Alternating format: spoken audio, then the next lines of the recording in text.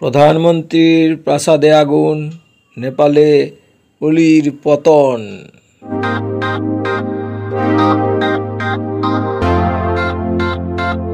প্রধানমন্ত্রীর প্রাসাদে আগুন, নেপালে অলির পতন। আপনারা দেখছেন এসসাহু নিউজ অফিসিয়াল, এখন আগে পরেও। নমস্কার, এসসাহু নিউজ অফিসিয়ালে স্বাগত।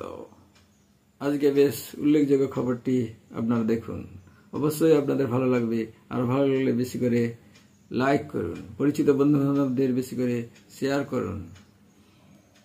কেমন লাগলো আমাদের এসসাহু নিউজ অফিসিয়াল তা কমেন্ট করে জানান, আর কমেন্টের উত্তর চটজলদি পেয়ে যান। পাশে থাকা লাল বেল আইকনে প্রেস করে এসসাহু নিউজ অফিসিয়ালের নোটিফিকেশন প্রথম পেতে বেশি করে সাবস্ক্রাইব করুন। আর আগে থেকে আমাদের চ্যানেল এসসাহু নিউজ অফিসিয়ালকে যারা লাইক, শেয়ার, কমেন্ট এবং সাবস্ক্রাইব করেছেন তাদের অসংখ্য অসংখ্য ধন্যবাদ। এখন দেখুন আজকের বেশ উল্লেখযোগ্য খবরটি। প্রধানমন্ত্রীর প্রাসাদে আগুন, নেপালে অলির পতন। নেপালে মাত্র 1.5 দিনের ছাত্র যুব অভ্যুত্থানে শেষ পর্যন্ত পদত্যাগ করতে বাধ্য হলেন প্রধানমন্ত্রী কেপি শর্মা ওলি। অশান্তি অবশ্য তাতে থামেনি। রাস্তায় ফেলে পেটানো হয় উপপ্রধানমন্ত্রী, বিদেশমন্ত্রী এবং প্রাক্তন প্রধানমন্ত্রীকে। বিদ্রোহী ছাত্র যুবরা হাতে অত্যাধুনিক ইনসাস AK-47 রাইফেল হাতে টহল দিতে থাকে গোটা কাঠমান্ডুতে। একের পর এক নেতা মন্ত্রীর বাড়িতে আগুন ধরিয়ে দেয় উন্মত্ত জনতা। রেহাই পায়নি সংবাদ মাধ্যমের অফিস, কমিউনিস্ট পার্টির দপ্তরও। কাঠমান্ডুর ডাল্লু এলাকায় প্রাক্তন প্রধানমন্ত্রী ঝালানাথ খানালের বাড়িও জ্বালিয়ে দেওয়া হয়। বাড়িতে আটকে পড়েন তাঁর স্ত্রী রাজলক্ষ্মী চিত্রকর। ঝলসে তার মৃত্যু হয়েছে। দুর্নীতি আর সোশ্যাল মিডিয়ায় নিষেধাজ্ঞা চাপানোর প্রতিবাদে সোমবার থেকেই জ্বলছিল গোটা নেপাল।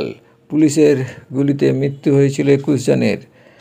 প্রবল বিক্ষোভের চাপে রাতেই সোশ্যাল মিডিয়ায় নিষেধাজ্ঞা প্রত্যাহার করে ওলি সরকার, কিন্তু তাতে যুব সমাজের ক্ষোভ প্রশমিত হয়নি। মঙ্গলবার ভোরের আলো ফুটতেই কাঠমান্ডুর রাস্তার দখল নেয় জেনজেড। সাত সকালে আগুন জ্বালানো হয় অলির বালাকোটের বাড়িতে। এরপর প্রধানমন্ত্রীর পদত্যাগ চাই স্লোগান দিতে দিতে অলির সরকারি দপ্তরে ঢুকে পড়ে কয়েকশো মানুষ। জনতার ক্ষোভ আঁচ করে ইস্তফা দিতে শুরু করেন একের পর এক মন্ত্রী। তাতেও বিক্ষোভ না থামায় পদত্যাগ করতে বাধ্য হন স্বয়ং প্রধানমন্ত্রী ওলি। যুব সমাজ অবশ্য তারপরেও স্লোগান দিতে থাকে কেপি চোর, দেশ ছোড়ো। রাস্তায় রাস্তায় পুলিশকে ঘিরে ধরে ইট ছোড়া হয়। সেনা ছিল নির্বিকার। একটি সূত্রে দাবি করা হয়েছে কুর্সি ধরে রাখতে অনড় ছিলেন ওলি। তবে শেষ পর্যন্ত সেনার চাপে তিনি নথি স্বীকার করেন। প্রেসিডেন্টকে পাঠানো পত্রে ওলি লিখেছেন, দেশে এক অস্বাভাবিক পরিস্থিতি দেখা দিয়েছে। এই পরিস্থিতির সাংবিধানিক এবং রাজনৈতিক সমাধানের লক্ষ্যেই আমি ইস্তফা দিলাম। প্রধানমন্ত্রী ইস্তফা দিতেই তাণ্ডব শুরু হয় পার্লামেন্ট ভবনে। আগুন ধরিয়ে দেওয়া হয় সেখানে, এমনকি পার্শ্ববর্তী সুপ্রিম কোর্টেও। দেশের একাধিক আদালত, বিমানবন্দরে এদিন অগ্নিসংযোগ করা হয়েছে। বাদ যায়নি প্রাক্তন প্রধানমন্ত্রী পুষ্পকমল দহলের বাসভবন।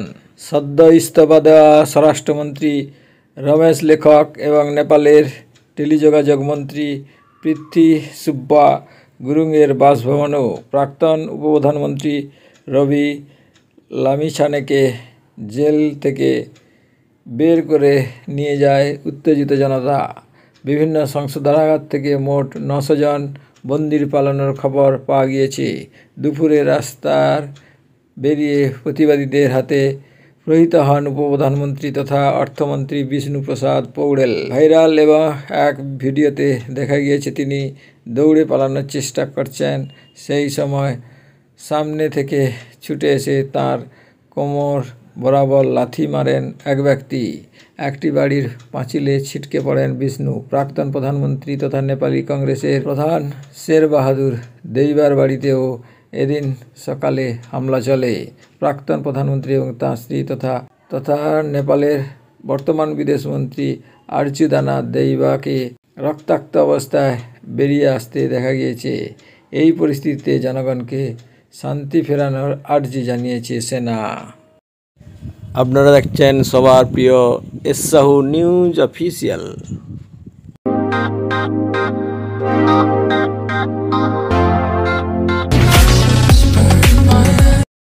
এস সাহু নিউজ অফিসিয়াল এখন, আগে এবং পরেও আপনাদের এগিয়ে যেতে অবশ্যই দেখতে হবে এস সাহু নিউজ অফিসিয়াল, না হলে পিছিয়ে পড়তে হবে। আমাদের আরও দুটি জনপ্রিয় চ্যানেল এস সাহু ব্লগস এবং এস সাহু শর্টস। নিজে দেখুন, অপরকে দেখান। দেখতে দেখতে অবাক পৃথিবীতে পৌঁছে যান। আজকে এই পর্যন্ত। সুস্থ থাকুন, ভালো থাকুন, সব সময় আমাদের সাথে থাকুন। ধন্যবাদ।